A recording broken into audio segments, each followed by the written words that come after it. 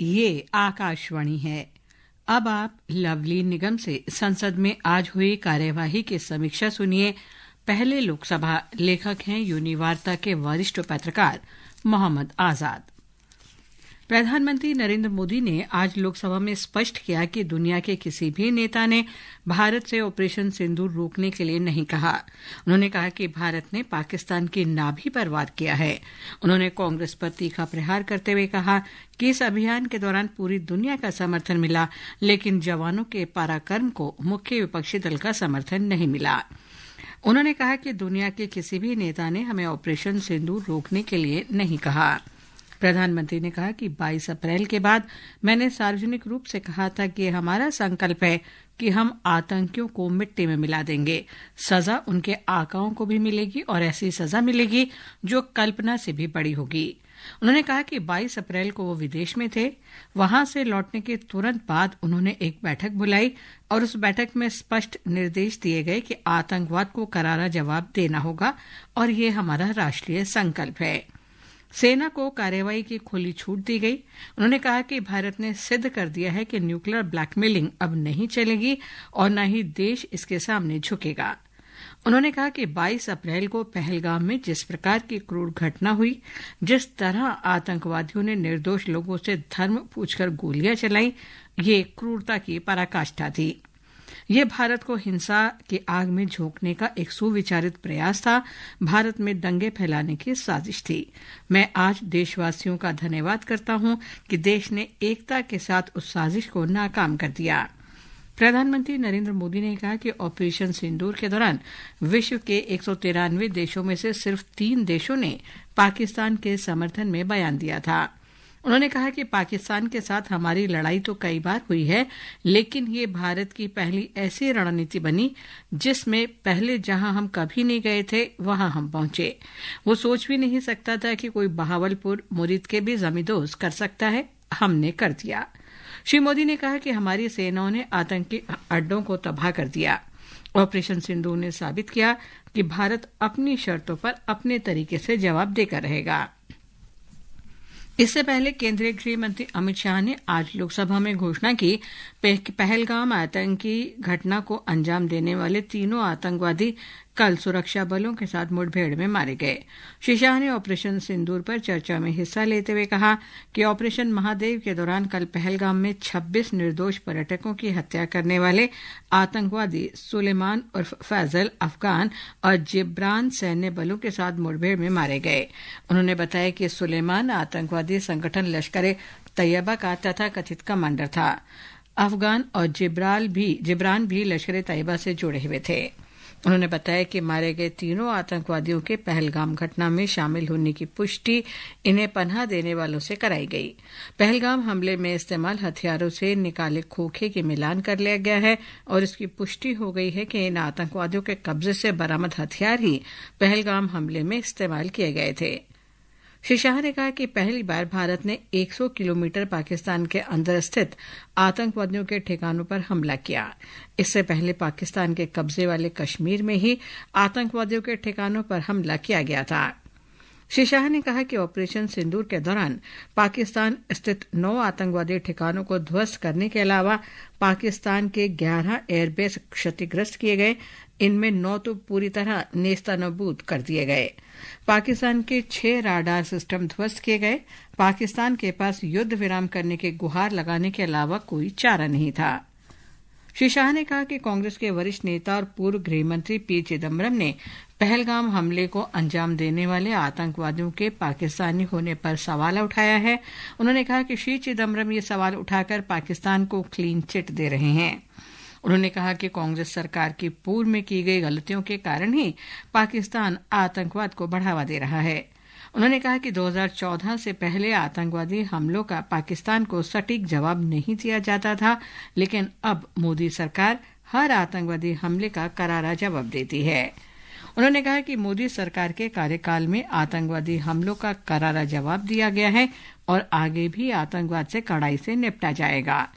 कांग्रेस की प्रियंका गांधी वाड्रा ने कहा कि पहलगाम में हुआ आतंकवादी हमला देश की अस्मिता पर आक्रमण है और हमारी खुफिया एजेंसियों की विफलता का परिणाम है। श्रीमती वाड्रा ने ऑपरेशन सिंदूर पर चर्चा में भाग लेते हुए कहा कि इस घटना के लिए देश की खुफिया एजेंसियां, राष्ट्रीय सुरक्षा सलाहकार और देश के गृह मंत्री जिम्मेदार हैं। उन्हें नैतिक आधार पर हमले की जिम्मेदारी लेते हुए इस्तीफा देना चाहिए था, लेकिन आश्चर्य की बात है कि इस्तीफा तो दूर, गृह मंत्री अमित शाह इस घटना की जिम्मेदारी लेने को भी तैयार नहीं हैं। उनका कहना था कि पाकिस्तान के खिलाफ सैन्य कार्रवाई रोकने की बात अमेरिका के राष्ट्रपति डोनाल्ड ट्रंप करते हैं और ये हमारे लिए अत्यंत चिंता का विषय है। सरकार को बताना चाहिए कि सैन्य कार्रवाई क्यों रुकी। शिवसेना के एकनाथ शिंदे ने चर्चा में शामिल होते हुए कहा कि ऑपरेशन सिंदूर के बाद भारतीय प्रतिनिधिमंडल जहां जहां गया वहां उनकी बात बहुत गंभीरता से सुनी गई। प्रतिनिधिमंडलों के सदस्यों को कई देशों के राष्ट्रपति, प्रधानमंत्री तथा विदेश मंत्रियों से मुलाकात करने का अवसर मिला और उनके समक्ष भारतीय प्रतिनिधिमंडल ने देश का पक्ष रखा। कई देशों ने आतंकवाद की निंदा की और भारत की कार्रवाई की सराहना की। भारतीय जनता पार्टी के निशिकांत दुबे ने कहा कि कश्मीर के आज के हालात के लिए कांग्रेस की सरकारें जिम्मेदार हैं। समाजवादी पार्टी के अखिलेश यादव ने ऑपरेशन सिंदूर पर चर्चा में सेना की बहादुरी और वीरता की प्रशंसा करते हुए कहा कि सरकार को अवश्य बताना चाहिए कि किसके दबाव में युद्ध विराम हुआ। सरकार को ये बताना चाहिए कि किस प्रकार खुफिया की विफलता रही और इसके लिए जिम्मेदार कौन है। हमें उम्मीद थी कि सरकार युद्ध विराम की घोषणा करेगी, लेकिन अपने मित्र से इसकी घोषणा कराई। यादव ने कहा कि ये सरकार जनता की भावनाओं का इस्तेमाल कर रही है। राहुल गांधी ने कहा कि प्रधानमंत्री नरेंद्र मोदी को सदन में बोलना चाहिए कि भारत पाकिस्तान के बीच मध्यस्थता का दावा करने वाले अमेरिका के राष्ट्रपति डोनाल्ड ट्रंप ने असत्य बात कही है। उन्होंने ये आरोप भी लगाया कि सरकार में राजनीतिक इच्छा शक्ति नहीं होने के कारण विमानों को नुकसान हुआ। कांग्रेस नेता ने कहा कि रक्षा मंत्री राजनाथ सिंह ने 1971 के युद्ध और ऑपरेशन सिंदूर की तुलना की। 1971 के समय राजनीतिक इच्छा शक्ति थी। उन्होंने एक अधिकारी के बयान का हवाला देते हुए दावा किया कि सरकार ने हमारे पायलट से कहा कि आप पाकिस्तान की वायु रक्षा प्रणाली पर हमला मत करिए, यानी पायलट के हाथ बांध दिए गए। भारतीय वायुसेना ने कोई गलती नहीं की, बल्कि राजनीतिक नेतृत्व ने की। और अब सुनिए राज्यसभा में हुई कार्यवाही की समीक्षा। लेखक हैं पीटीआई भाषा की मनीषा श्रीवास्तव। बिहार में मतदाता सूचियों के विशेष गहन पुनरीक्षण एसआईआर, अन्य राज्यों में बंगाली प्रवासी श्रमिकों के साथ कथित भेदभाव, उपराष्ट्रपति जगदीप धनखड़ के इस्तीफे तथा छत्तीसगढ़ में 2 ननों की गिरफ्तारी जैसे मुद्दों पर चर्चा की मांग कर रहे विपक्षी दलों के सदस्यों ने हंगामे के कारण मंगलवार को राज्यसभा की बैठक शुरू होने के 15 मिनट बाद ही दोपहर 2 बजे तक के लिए स्थगित कर दी गई। सदन में हंगामे के कारण आज भी शून्यकाल और प्रश्नकाल नहीं हो पाया। बैठक शुरू होने पर उपसभापति हरिवंश ने दिव्या देशमुख को फिडे महिला शतरंज विश्व कप 2025 जीतने के लिए बधाई दी और कहा कि उन्होंने देश को गौरवान्वित किया है। इसके बाद उन्होंने आवश्यक दस्तावेज सदन के पटल पर रखवाए। फिर उपसभापति ने बताया कि उन्हें नियम 267 के अंतर्गत 24 नोटिस मिले हैं, जिनमें नियत कामकाज स्थगित कर बिहार में मतदाता सूची के विशेष गहन पुनरीक्षण एसआईआर, अन्य राज्यों में बंगाली प्रवासी श्रमिकों के साथ कथित भेदभाव, उपराष्ट्रपति जगदीप धनखड़ के इस्तीफे तथा छत्तीसगढ़ में 2 ननों की गिरफ्तारी जैसे मुद्दों पर चर्चा की मांग की गई है। उपसभापति ने कहा कि ये नोटिस पीठ द्वारा पूर्व में दी गई व्यवस्था के अनुरूप नहीं है, इसलिए इन्हें स्वीकार नहीं किया जा सकता। नोटिस स्वीकार नहीं किए जाने पर विपक्षी सदस्यों ने विरोध जताया और हंगामा करने लगे। हरिवंश ने हंगामा कर रहे सदस्यों से अपनी सीट पर वापस जाने और शून्यकाल को चलने देने की अपील की। हंगामा थमते न देख उन्होंने 11:14 पर बैठक को दोपहर 2 बजे तक के लिए स्थगित कर दिया। दोपहर 2 बजे राज्यसभा की कार्यवाही फिर से शुरू होने पर उपसभापति ने बताया कि सदन में ऑपरेशन सिंदूर पर चर्चा होगी। इस दौरान तृणमूल कांग्रेस के डेरेक ओब्रायन ने प्रक्रिया संबंधी मुद्दा उठाने की कोशिश की, लेकिन उपसभापति ने इसे अस्वीकार कर दिया क्योंकि यह चर्चा का विषय से संबंधित नहीं था। उपसभापति ने जब विपक्षी सदस्यों को बोलने का मौका नहीं दिया तो तृणमूल कांग्रेस और कुछ अन्य विपक्षी दलों के सांसदों ने सदन से वॉकआउट कर दिया। इसके बाद रक्षा मंत्री राजनाथ सिंह ने सदन में ऑपरेशन सिंदूर पर विशेष चर्चा की शुरुआत करते हुए कहा कि भारत की आंतरिक और बाह्य सुरक्षा को सुनिश्चित करने के लिए देश के रक्षा बलों की जो भूमिका रही है उसकी जितनी भी तारीफ की जाए वो कम है। श्री सिंह ने ऑपरेशन सिंदूर को तीनों सेनाओं के समन्वय का बेमिसाल उदाहरण बताते हुए कहा कि आज का भारत सहन करने में नहीं बल्कि माकूल जवाब देने में विश्वास करता है। साथ ही उन्होंने ये उम्मीद भी जताई कि पीओके के लोगों की एक दिन घर वापसी जरूर होगी। साथ ही रक्षा मंत्री ने पाकिस्तान को स्पष्ट शब्दों में चेतावनी दी कि यदि उसकी ओर से कोई आतंकवादी करतूत की गई तो ऑपरेशन सिंदूर को फिर शुरू करने में रंच मात्र भी देर नहीं की जाएगी। श्री सिंह ने पहलगाम आतंकवादी हमले में शामिल 3 आतंकवादियों को मार गिराने के लिए सेना सुरक्षा बलों को बधाई दी। उन्होंने कहा कि इस अभियान में मारे गए आतंकवादियों के पास से मिले हथियारों की फॉरेंसिक जांच की गई है। श्री सिंह ने कहा कि जांच में ये पूरी तरह स्पष्ट हो गया है कि ये वही हथियार हैं जिनका इस्तेमाल पहलगाम आतंकवादी हमले में किया गया था। उन्होंने ये भी कहा कि पहलगाम में हुए आतंकवादी हमले और उसके बाद भारत द्वारा चलाए गए ऑपरेशन सिंदूर के दौरान प्रधानमंत्री नरेंद्र मोदी और अमेरिका के राष्ट्रपति डोनाल्ड ट्रंप के बीच कोई बातचीत नहीं हुई। राज्यसभा में नेता प्रतिपक्ष मल्लिकार्जुन खड़गे ने पहलगाम में हुए आतंकी हमले के लिए जवाबदेही तय करने की मांग करते हुए सवाल किया कि अगर देश में आतंकी ढांचा काफी हद तक नष्ट हो चुका है तो फिर पहलगाम हमला कैसे हुआ।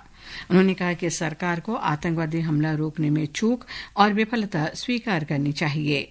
उन्होंने ये भी कहा कि पहलगाम हमले के लिए जो भी जिम्मेदार हो उसे इस्तीफा देना चाहिए। नेता प्रतिपक्ष ने मोदी सरकार पर अहंकारी होने और विपक्ष के पत्रों का जवाब न देने का आरोप लगाया। उन्होंने कहा कि प्रधानमंत्री को ऑपरेशन सिंदूर के बाद बिहार में चुनाव प्रचार के बजाय सर्वदलीय बैठक में होना चाहिए था। तृणमूल कांग्रेस की सागरिका घोष ने चर्चा में हिस्सा लेते हुए कहा कि सुरक्षा के तमाम बड़े बड़े दावों के बाद पहलगाम हमला कैसे हुआ, इसकी जवाबदेही तय की जानी चाहिए। उन्होंने कहा कि बरसों से भारत के खिलाफ आतंकवाद फैलाने वाले पाकिस्तान के साथ क्रिकेट मैच नहीं होना चाहिए। एशिया कप के कार्यक्रम के अनुसार भारत और पाकिस्तान को ग्रुप ए में रखा गया है और वे 14 सितंबर को दुबई अंतर्राष्ट्रीय स्टेडियम में आमने सामने होंगे। उन्होंने कहा कि पाकिस्तान के साथ क्रिकेट खेलना बंद होना चाहिए क्योंकि ये देश हमारे खिलाफ आतंकवाद का खेल खेलता है। उन्होंने आरोप लगाया कि ये सरकार अपने लिए युद्ध का फायदा उठाना चाहती है। श्री घोष ने कहा कि आतंकवादी हमलों का सिलसिला तो थमा ही नहीं है और आए दिन इन हमलों में कभी आम नागरिक, कभी सुरक्षा बल तो कभी प्रवासी कामगार मारे गए हैं। उन्होंने कहा कि फिर भी ये सरकार नया कश्मीर बनाने का दावा करती है। द्रविड़ मुनेत्र कड़गम के तिरुचि शिवा ने सरकार से पूछा कि ऑपरेशन सिंदूर के बाद कितने देशों ने भारत की कार्रवाई का समर्थन किया। उन्होंने कहा कि ऑपरेशन सिंदूर के बाद सरकार ने विभिन्न राजनीतिक दलों के सदस्यों के प्रतिनिधिमंडलों को दूसरे देशों में आतंकवाद को लेकर पाकिस्तान के रुख और भारत की कार्रवाई के बारे में बताने के लिए भेजा था। तिरुचि शिवा ने कहा कि राजनीतिक दलों ने देश की सुरक्षा को सर्वोपरि रखते हुए सारे मतभेद भुलाकर सरकार को समर्थन दिया।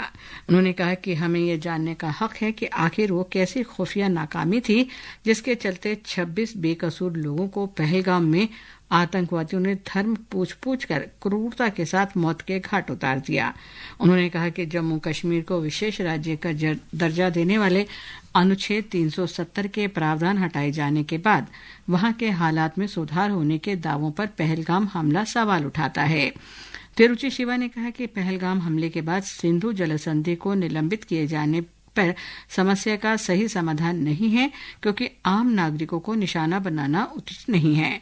आम आदमी पार्टी के संजय सिंह ने कहा कि सरकार ने अपनी पीठ बार बार थपाई, लेकिन उसे ये बताना होगा कि भारत की सीमा में 200 किलोमीटर अंदर तक ये आतंकवादी कैसे घुस आए जिन्होंने पहलगाम में बैंसरन घाटी में पर्यटकों पर कहर ढाया।